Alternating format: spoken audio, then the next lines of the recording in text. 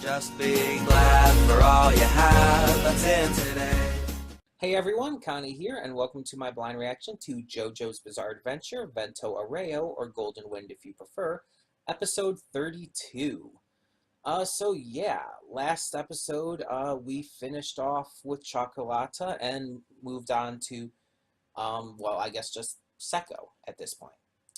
So Secco is all that's left of that duo, and he's about to attack Bruno. But we finally found out who the mysterious person to hack into Bruno's computer was, with a small glimpse at the very end of last episode. But honestly, why did they even try to make it mysterious? It was super obvious.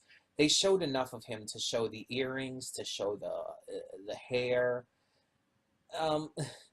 It's yet they still looked like they were trying to keep it a mystery. But no, that was Jean-Pierre Polnareff from Part 3, Stardust Crusaders. And it's funny that we're presumably going to get more of him in this episode, when just this weekend, Rarity Dash reacted to his debut episode of Stardust Crusaders. So yeah, that's just funny timing. Polnareff was always one of those characters who I liked, but never to the degree that some people did. He every part of JoJo seems to have that one character, the one member of the team who is just this either really comical or goofy or even kind of stupid character. It's just that one character who always stands out. Part 1 had Speedwagon for sure in that role. Part 2, Part 2 maybe is the only one that really didn't have any strong representation for that kind of role, because Caesar doesn't fit it, Lisa doesn't fit it for sure.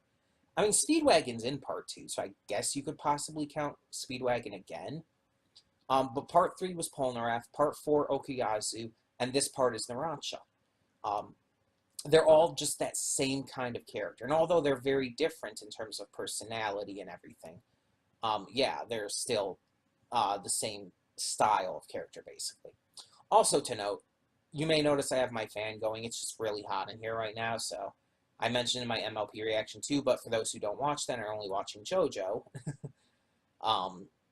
yeah, it's just hot in here, so I have my fan going. Sorry for this being late as well, by the way. Yesterday I went to see Godzilla King of the Monsters with my family, and then we just spent a bunch of time playing games and stuff, so I wasn't able to get to it yesterday. But we got to it today. So yeah, I assume this episode we're going to finish off the battle with Secco, and they're going to go meet Polnareff at the Coliseum. Now, Doppio was still headed towards them, right? Wasn't he supposed to, wasn't he going there because he was going to try to keep Chocolata and Secco in line by the boss's order? But we haven't seen him come in yet, so I don't know. Who knows where it's going to go with that. But I'm excited because we are definitely entering the end game. Polnareff's inclusion, the fact that he knows the boss, the fact that he seems to have all this big information, he's going to be integral to the final act of this series and the fight against the boss, who I keep calling the boss at this point because I'm just so used to it now. We know his name now. It's Diavolo. But yeah.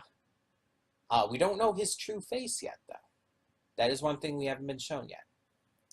Well, unless you count the imprint in the stone, which at this point I'm really not. But yeah, I'm excited to see more of this. I'm excited to see where they're going to go and how this series is going to end. I still think that the stand arrow is going to come back into play considering the opening, and it's going to pull a Kira, and we're going to have most likely Giorno getting a second stand ability. That's still my big theory, but, you know, I don't have any proof of that. It's just the opening is really the only thing I have to go on for that. Either way, we should just get this started. So, when the screen fades to black, pause this redirect and go to the description below.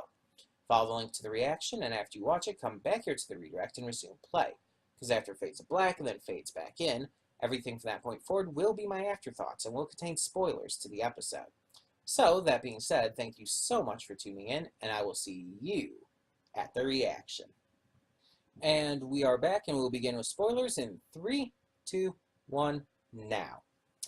Okay, so I didn't expect this entire episode to basically be almost nothing but the Bruno fight with Sekko, but yeah, Sekko ended up being a lot more of a massive threat than I expected, and he was definitely, I don't know, I feel like he was pretending to be this stupid, like, animalistic guy for Chocolata.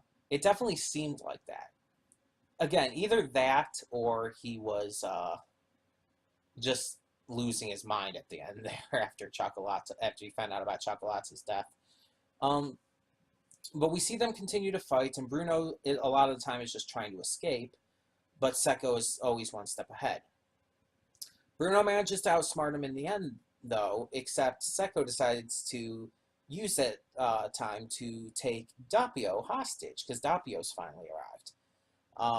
So he takes Doppio hostage, and at this point, Doppio does use his power to see that Bruno would never harm him, basically, his mind-reading power, basically. And Bruno uses a zipper to basically go through Doppio and finish off Sekko, he then finishes him off even further, blows out his eardrums. Well, actually, at this point, he already blew out his eardrums. But Sekko ends up, like, kind of falling into a garbage truck, and presumably is going to get trash compacted, so that's fun. And at the end there, Bruno's body is starting to fall apart even further, with Doppio standing over him, presumably about to land the killing blow. Now, we did get a little more of Polnareff as well. We got the formal introduction of him in this part, and he has a stand arrow. And apparently he believes that only Bruno's gang, only them, can stop Diavolo, and that they need the stand arrow to do it, so that if they don't end up making it to the Colosseum, he's just going to destroy the stand arrow. So yeah, this is pretty interesting. I'm sure we're going to find out more regarding that once they actually come face to face with Polnareff. Now, I want to know how Polnareff lost his legs, as well as like all of the other like body scarring stuff he has. Like, was that a fight with Diavolo? Maybe. I'm sure we'll probably get the information on all that too. And we still don't actually know if Polnareff can use his standstill or not. It's not entirely clear. So hopefully we'll get some kind of info regarding that. So there's a lot that we have to kind of cover once that comes up. This episode didn't feature any of the others at all. It was just the fight between Bruno and Sekko, with Doppio and Polnareff kind of coming into play as well. And that's pretty much it. Now, I think Bruno very possibly is going to die. In fact, I think it's actually not only possible, but probable. I'm theorizing he's going to die. I don't know if it's going to be next episode. I don't know if Doppio's going to kill him, or if he's just going to end up just passing away because his body can't survive any longer.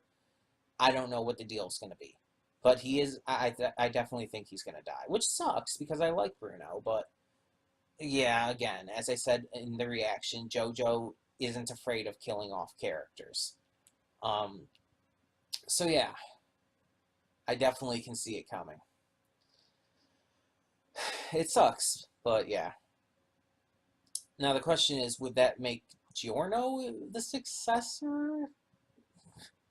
I don't know. Because Bruno's gang at this point, they're not really an official group anymore. So it's hard to say. Yeah, I just don't know where else this is going to go at this point. There's a lot to look forward to, though. There's only 7 episodes left after this. I think 7. Yeah, there's 7 episodes left, and it's just like, geez, I just 7 or 8 episodes. I don't know. My math might be a little off. I'm terrible at that. Either way, where is this going to go in these final episodes? I assume we're gonna have the big fight with the boss at like the very last few. I don't know. I guess we'll find out eventually. Either way, tell me in the comments below what you thought of this episode. And thank you all so much for tuning in. For now, I'm Connie, and I'm signing off. See you all next time. And though you've come through many obstacles,